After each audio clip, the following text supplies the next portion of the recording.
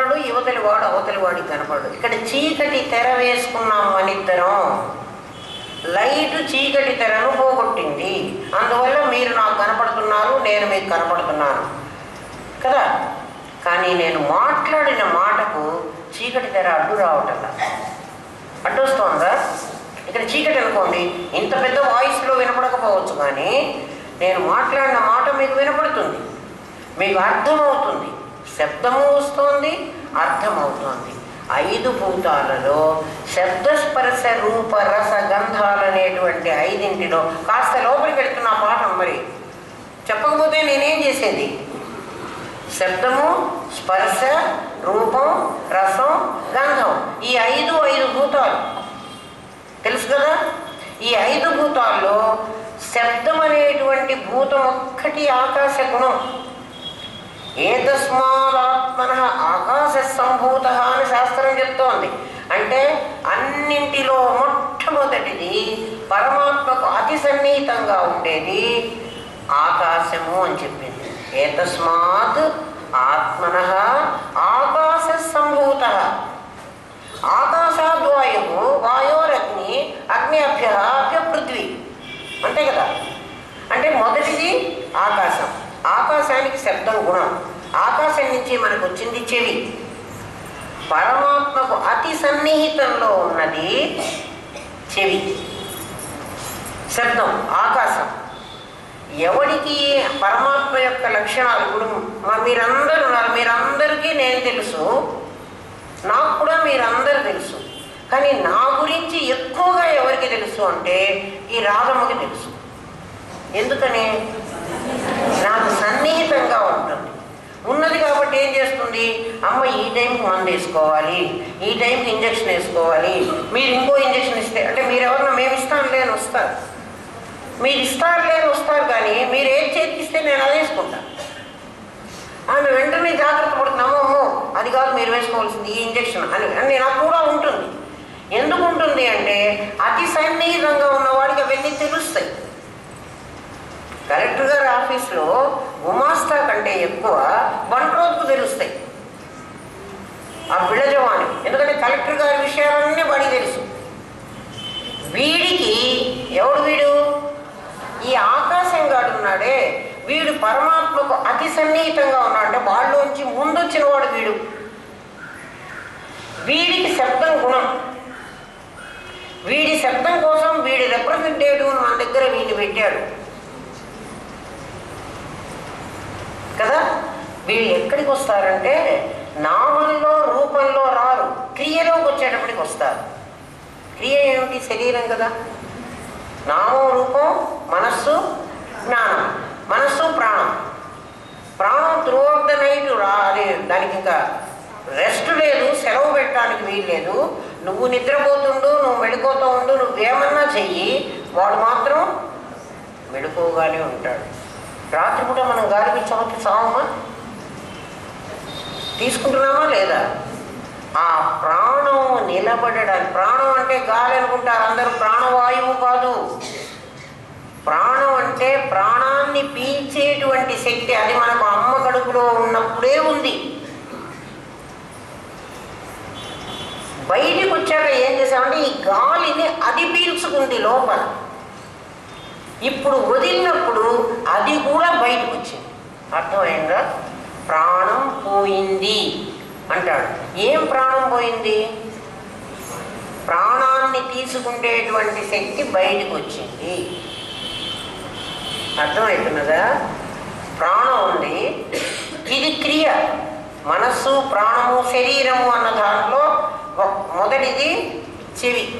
అందుకని మిగిలిన భూతాలేవి పని చేయనటువంటి కటిక చీకటిలో కూడా చెవి పని చేస్తుంది మనకి. అందుకని శబ్దం వినిపిస్తోంది. గమనించండి, మీరెవ్వరూ నాకు కనపడకపోవచ్చు, మీరెవ్వరూ నన్ను టచ్ చేయలేకపోవచ్చు, కానీ నేను మాట్లాడిన మాట వినపడుతుంది చీకటిలో కూడా. అందుకని శబ్దం ద్వారానే నీకు అర్థం స్ఫురించేటువంటి విధానం ప్రవేశపెట్టారు మన ఋషులు. ఒరే నాయన, గురువు చెప్పాలి, వీడికి అర్థం కావాలి. వాడు చెప్పేటువంటి మాట అమ్మవారి స్వరూపం, అది పదం. పద అర్థం నీ లోపల స్ఫురించాలి. నేను ఇప్పుడు మాట్లాడుతున్నాను, మీకు స్ఫురించేది మీ లోపల, నా లోపల కాదు.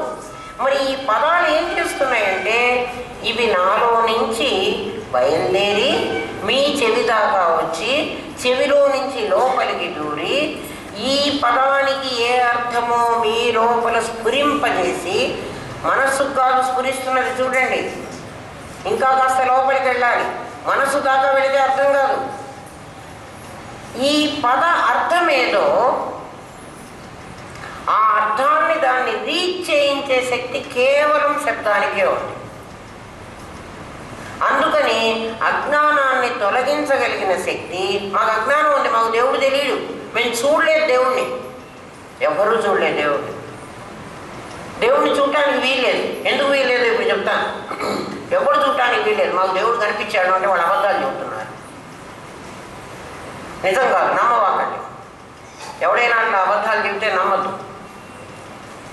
దేవుడు కనిపించడు. మరి దేవుడు కనిపించకపోతే నువ్వే చెప్తావు. నువ్వు ఉన్నావా లేవా చెప్పు నాకు. నువ్వుంటే దేవుడు ఉన్నాడు, వాడే దేవుడు అంటే నేనే దేవుడా? మరి అందరు దేవుడేనా? వీడు కూడా దేవుడా? రామకృష్ణ పరమహంసని వివేకానందుడు వాళ్ళందరూ వెళ్ళినప్పుడు అదే అడిగారు, వీడే దేవుడా, వీడే దేవుడా, వీడే దేవుడా? అందరూ దేవుళ్ళే. మేమిటా దేవుడు అవుతానరా? ఒరే మీరు ఇద్దరున్నారా? ఒక జ్ఞానము ఒక ప్రజ్ఞానం రెండు ఉన్నాయిరా. మీ జ్ఞానం దేవుడు కాదురా, అది జీవుడు, వీడు దేవుడు. ఎవడు జీవుడో ఇప్పుడు చెప్తా వినండి, మీకు మర్చిపోవాలండి. చాలా స్పష్టంగా తెలుసుకోండి. ఒక్కసారి స్థితిలో ఉన్నవాడు దేవుడు, గతి తప్పినవాడు గతి తప్పినవాడు అంటే స్థితిలో నుంచి తప్పితేనే వాడు గతికి రావాలి కదా. గతిలోకి వచ్చాడంటే మనస్సులోకి వచ్చాడు, ప్రాణంలోకి వచ్చాడు, ఇంద్రియాల్లోకి వచ్చాడు.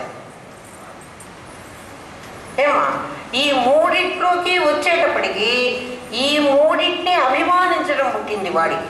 ఎట్లా అభిమానించాడంటే ఆ కాపర్ వైరు పైన ఉన్న ఆ ప్లాస్టిక్ తొడుగు లేకపోతే నేను విడిగా ఉండలేను అని చెప్తాను.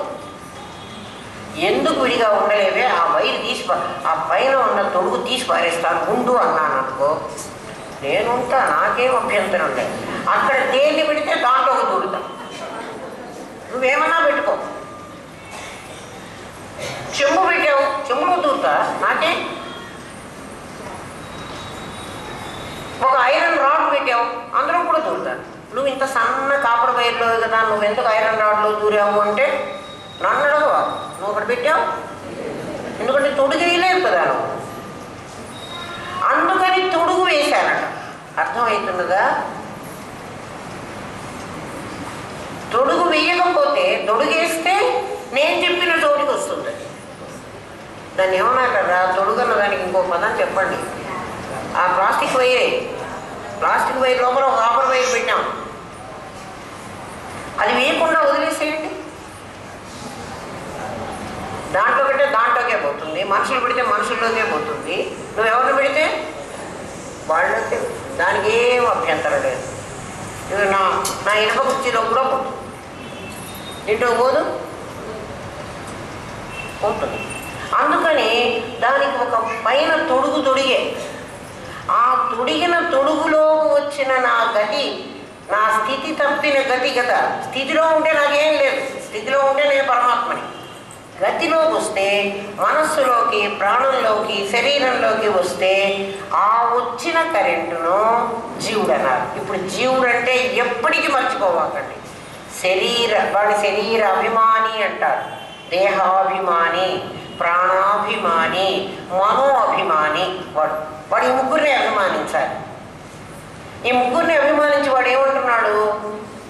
మనస్సును అభిమానించి జీవుడైనాడు, నా కర్మ అంటున్నాడుగా. నాకు ఒంట్లో బాగలేదు, ఒంట్లో బాగలేదు అంటున్నవాడు ఎవడు? ఎవడు వాడు? శరీరంలోకి వచ్చినటువంటి గతి. అది కాక ఒక పొటెన్షియల్ ఎనర్జీ ఉంది, అది ఒంట్లో బాగలేదంటలే. అది ఇది ఒకటేనా? ఒకటి కాదా? అది ఇది ఒకటే, ఏమీ తేడా లేదు. కానీ ఇదేమో గతిలోకి వచ్చి ఒక తొడుగు వేసుకుంది. ఈ తొడుగును అభిమానించి ఇది జీవుణ్ణి అంటోంది. ఈ జీవుడే దేవుడు. ఎప్పుడు దేవుడు అవుతాడు? ఇందులో నుంచి మళ్ళీ విత్డ్రా చేసుకుని మళ్ళీ తన పొటెన్షియల్ స్థితికి వస్తే వాడు దేవుడు. వాడు గతి తప్పితే వాడు జీవుడు. ఇప్పుడు జీవుడు దేవుడు ఇద్దరున్నారా? ఇద్దరు లేదు, ఒక్కడే ఉన్నాడు. ఇది పిండాండంలో. బ్రహ్మాండాన్ని తీసుకెళ్తా మళ్ళీ జాగ్రత్త. ఇది పిండాండంలో త్వం పదార్థ శోధన చేస్తున్నాం. ఇప్పుడు త్వం అనేది క్షుణ్ణంగా తెలియాలి. ఇప్పుడు త్వం ఎవరు? లోపల ఉన్నటువంటి పొటెన్షియల్ ఎనర్జీ. దాని పేరు ఉన్నది అనేది, స్ఫురించింది అనేది. స్ఫురణ. ఉండడాన్ని సత్తని, స్ఫురించడాన్ని చిత్ అని అంటాం. సచ్చిత్. అది సచ్చిత్ అనేటువంటి ఒక రూపంలో ఉంది. దాంట్లో నుంచి అద్వైతం కదా మనం చెప్పుకునేది, ద్వైతం కాకూడదు, రెండు ఉండకూడదు. దాంట్లో నుంచే సత్ అనే పదార్థం ఆ ప్లాస్టిక్ వైర్ అయింది. చిత్ అనే పదార్థం దాని లోపల దూరింది, కాపురం అయింది. ఇప్పుడు ఒకటే రెండా? అవునా? ఒకటే రెండా? ఒకటే. ఒకటేమో లోపల దూరిన ఎనర్జీ అయింది. ఎవరో ఎనర్జీ? స్ఫురణ. దానిపైన తొడుగుగా వేసుకుంది ఎవరు? సత్తు.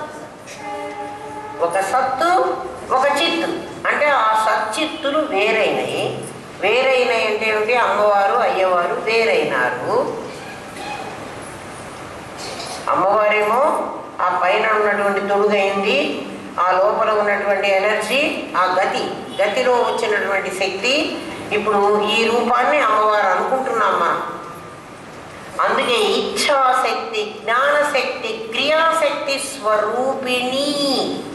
స్వరూపిణి అంటే స్త్రీలింగం ఇచ్చాడు. ఇచ్ఛాశక్తి, జ్ఞానశక్తి, క్రియాశక్తి. మనస్సు, ప్రాణము, శరీరము. శరీరం అంటే ఇంద్రియాలు. మనస్సు, ప్రాణము, శరీరం. నామం, రూపం, క్రియ. ఇవే సత్వం, రజస్సు, తమస్సు. సత్వం నీ ఆలోచన. సత్వగుణం అంటే కామ్గా ఉండడం, అందరినీ ప్రేమగా మాట్లాడించడం, అది సత్వగుణం కాదు. ఎవరినన్నా అరిస్తే వీడిని వాడు చాలా రజస్సులో ఉన్నాడు రా, రజోగుణం చాలా ఎక్కువగా ఉంది కాదు. ఇవన్నీ చిన్న లెవెల్లోవి. ఇంకా కాస్త పై లెవెల్కి వెళ్తున్నారు. మీరు డెప్త్లోకి పోతున్నారు. మీరు ఆలోచించండి. మిమ్మల్ని బావిలో దించుతున్నానో లేకపోతే ఆకాశంలోకి ఎగరేస్తున్నానో నాకు తెలీదు. అంటే మీకు అర్థమైతే మీరు ఆకాశంలో ఎగురుతారు.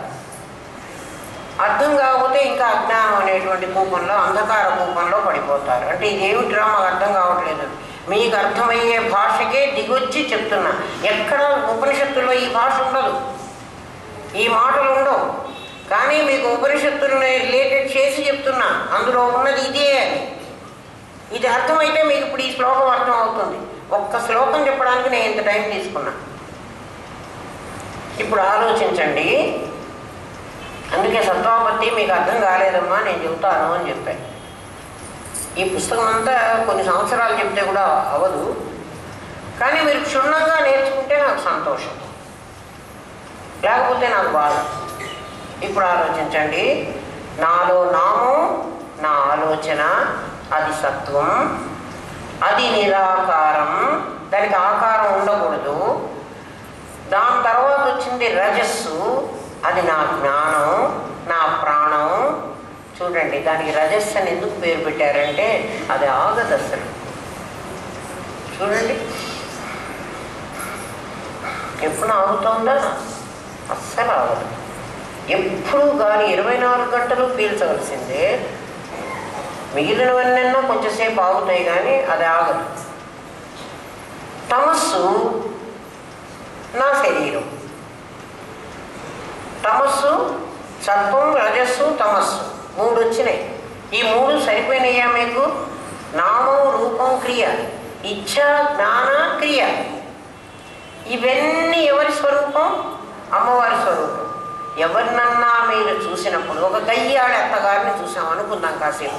అత్తగారు గయ్యాడి అత్తగారిని చూసాం. ఈమె చాలా గయ్యాడి, నన్ను ఎప్పుడు తిడుతుంది, ఏదో నీకు అనిపించింది కాసేపు. నీకే ఫిలసాఫికల్ కనుక బ్యాక్గ్రౌండ్ ఉన్నట్లయితే ఇప్పుడు నువ్వేం చేస్తావు? ఎవరిని చూశాను నేను? ఒక దేహాన్ని చూశాను.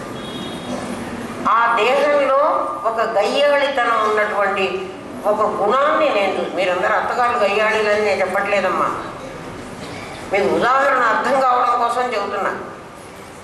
ఎవరినన్నా ఒక మనిషిని చూసినప్పుడు మీకు ఈ మనిషి చెడ్డవాడు అనిపించింది అనుకోండి. కాసేపు అనుకోవడానికి ఏదన్నా అనుకోవచ్చు కదా, అనుకోవడానికి బాగలేదు కదా. మీ అత్తగారు గయ్యాళి అంటే బాగా, కానీ నేను మీ అత్తగారిని గయ్యాళి అంటాలే అనిపించింది అనుకోండి. అట్లా చూడగానే మీరు వెంటనే ఫిలసాఫికల్ బ్యాక్గ్రౌండ్ గుర్తు చేసుకొని మీరు ఏమనుకోవాలంటే, ఇందులో దేనిని గయ్యాళి అంటున్నాను నేను? దీని ఆలోచనలనే, దీని రూపాన్నే, దీనికి శరీరాన్నే. ఈ 3 అయితే అమ్మవారి స్వరూపమే కదా. వాటి యాక్షన్ మాత్రం గయ్యాడితనం. దీని యాక్షన్ బొమ్మలు తీయటం, దీని యాక్షన్ సౌండ్లు పెట్టడం, దాని యాక్షన్ గాలి ఇవ్వడం, దాని యాక్షన్ లైట్ ఇవ్వడం. అవి అందుకే కదా తయారు చేశారు. తయారు చేయబడిన వస్తువు గయ్యాడే, దాని తాలూకు గుణం గయ్యాడు. ఒక్కసారి ఆలోచించండి, మీకు ఇంకా ఆ మీద గయ్యాడితనం పోతుంది కదా. మీకు ఎవరి మీద విరోధం ఉండదు అసలు. ఎవరినన్నా వీళ్ళు చెడ్డవాళ్ళు అని మీరు అనుకుంటే, మీరు ఈ ఆలోచన చేయండి. ఇంతకన్నా మించింది అసలు ఏం లేదు. నామం, రూపం, క్రియ. ఈ ప్రపంచంలో ఉన్నవి 3. పిండాండంలో, బ్రహ్మాండంలో దేశం, కాలం, వస్తువు. ఈ పిండాండం అర్థమైతే ఆ బ్రహ్మాండం కూడా అర్థం అవుతుంది. ఈ పిండాండం ముందు అర్థం కావాలి మనం, అందుకని పదార్థం అర్థం కావాలి. అది కూడా ఏమవుతోందంటే, అది కూడా దేశంలో ఉంటుంది, కాలంలో ఉంటుంది, క్రియలో ఉంటుంది. సూర్యుడు ఉన్నాడు. సూర్యుడు మనలాంటి ఒక మనిషి అనుకోండి. సూర్యుడు కూడా మనలాంటి వాడు. మనం ఎట్లా ఈ ప్రపంచంలోకి రావాలి అని అనుకున్నామో, వాడు కూడా అట్లాగే రావాలని అనుకున్నాడు. వాడి పని వెలుగివ్వడం. ఎందుకు వెలుగివ్వడం అంటే, ఇదే యేసుక్రీస్తు చెప్పింది. సూర్యుడిని ఆయన సృష్టించాడు, తర్వాత చంద్రుణ్ణి సృష్టించాడు, ఆ తర్వాత సముద్రాన్ని సృష్టించాడు, రోజు ఒకటి సృష్టించాడు ఆయన పాపం. ఆ తర్వాత రెస్ట్ తీసుకున్నాడు. ఆదివారం నాడు పాపం దేవుడికి కూడా రెస్ట్ కావాల్సి. అసలు దేవుడు ఎక్కడున్నాడరా? వాడు రెస్ట్ తీసుకోవడానికి, ప్రాణమే రెస్ట్ తీసుకోవటంలే, మనస్సే రెస్ట్ తీసుకోవటంలే. ఎప్పుడన్నా మనసు ఆలోచించకుండా ఉన్నదేమో మీరు గమనించండి. ఎప్పుడైనా ఆలోచించకుండా మనస్సు ఉంటుంది చూసారా? ఒక్క క్షణం ఉండదరా. అందరూ ఏం చెప్తారంటే, యోగశాస్త్రం వాళ్ళంతా మనస్సును నిగ్రహించు. అసలు మనస్సును నిగ్రహించడం ఇంపాసిబుల్. ఎందుకని? కరెంట్ అక్కడ పెట్టి ఒక వైర్ పెట్టి నువ్వు ఆ వైర్లోకి రాకుండా అది ఆగవే అని చెప్తే అది ఆగుతుందా? స్థితిలో ఉన్నది గతిలోకి రావాలరా. గతి మళ్ళీ స్థితిలోకి పోవాలి. ఒక శక్తిని ప్రవహించొద్దు అని చెప్పే అధికారం నీకు ఎక్కడుంది? అది ప్రవహించకుండా ఉండదు అసలు. ఎప్పుడు ప్రవహించదు అంటే, అక్కడ వస్తువు పెట్టకపోతే ప్రవహించదు. వస్తువు పెడితే ప్రవహిస్తుంది. మనం వైరు పెట్టకుండా ఉండు, కరెంట్ అందులోనే ఉంటుంది. వస్తువు వస్తువు పెట్టావంటే అందులో వస్తుంది. వస్తువే వాసన. వాసన పెట్టావంటే గతి వచ్చేస్తుంది. అందుకే వాసన పెడితే జన్మ వచ్చేస్తుంది. రాయి వేస్తే అలలు వస్తున్నాయి, లేకపోతే అలలు రావు. అవునా కదా? పిండాండంలో దేహంలో సత్వము, రజస్సు, తమస్సు అనేటువంటి 3 గుణాలు ఉన్నాయి. అదే నామం, రూపం, క్రియ అవుతోంది. అదే మన శరీరంలో మనస్సు, ప్రాణము, ఇంద్రియాలు అవుతున్నాయి. మీకు ఇంకా ఇది అర్థం కావాలంటే ఇంకా చాలా తేలిక ఎగ్జాంపుల్ చెప్తాను. మీరు సోఫా మీద కూర్చుని ఉన్నారు, ఒక ఫోన్ వచ్చింది, మీ ఫ్రెండ్ ఇప్పుడు మీ ఇంటికి వస్తున్నది. సరేలే ఫ్రెండ్ వస్తే కూర్చోబెడదాంలే అన్నట్లే కూర్చుంటారా? కూర్చోదు. మా ఫ్రెండ్ వస్తోంది, దానికి ఏదైనా ఒక స్వీట్ చేసి పెడదాం అనుకున్నారు మీరు. వెంటనే తేలికగా ఏమైపోతుంది అంటే మైసూర్ పాక్ అయిపోతుంది, తొందరగా అవుతుంది, చాలాసేపు కష్టపడక్కర్లే. మైసూర్ పాక్ చెయ్యాలి అన్నటువంటి సంకల్పం కలిగింది. ఏమ్మా, మైసూర్ పాకే చేస్తున్నారు, సంకల్పం కలిగిందా? ఇప్పుడు మీ స్థితిలో ఉన్న మీ శక్తి ఏమైపోయింది? ఎక్కడికి వెళ్ళింది? నామంలోకి వెళ్ళింది, మనస్సులోకి వెళ్ళింది, ఆలోచన చేసింది. అంతే కదా? ముందది కదా రావాలి ఫస్ట్. అది సత్వంలో ఉంది. సత్వంలో ఉందా? ఇప్పుడు దానికి ఆకారం ఉందా? లేదు.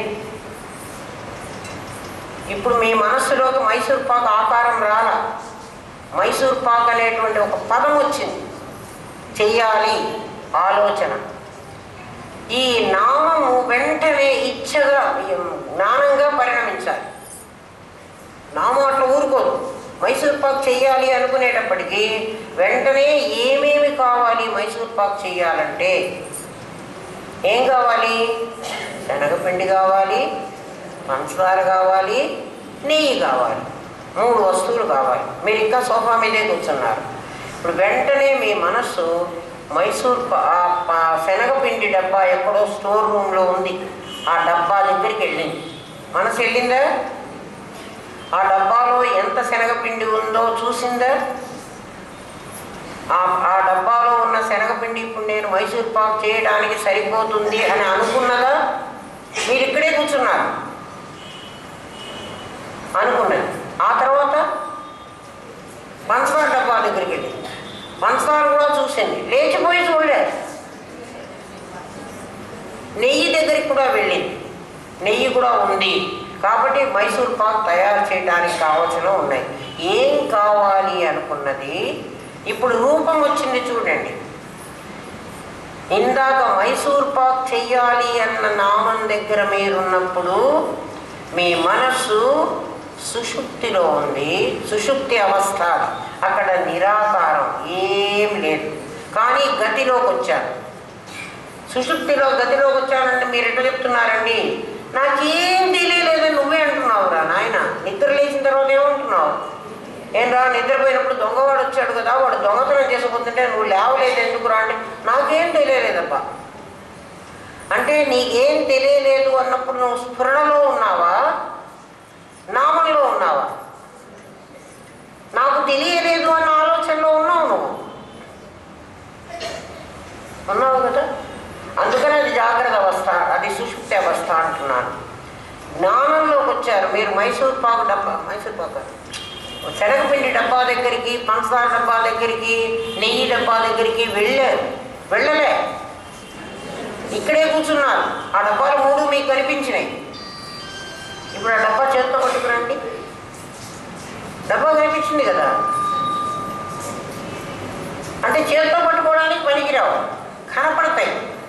అది స్వప్న స్థితి. మీ అవస్థలు నిన్న 3 చెప్పుకున్నాం, ఈ 3 ఇక్కడ రావద్దు. మరి ప్రతిదీ టాలీ అవ్వాలరా, లేకపోతే ఆన్సర్స్ ఉన్నా రాకపోతే తప్పు. ఎక్కడ మీది స్టకప్ అయినా తప్పు అవుతుంది, శాస్త్రం ఒప్పుకోదు.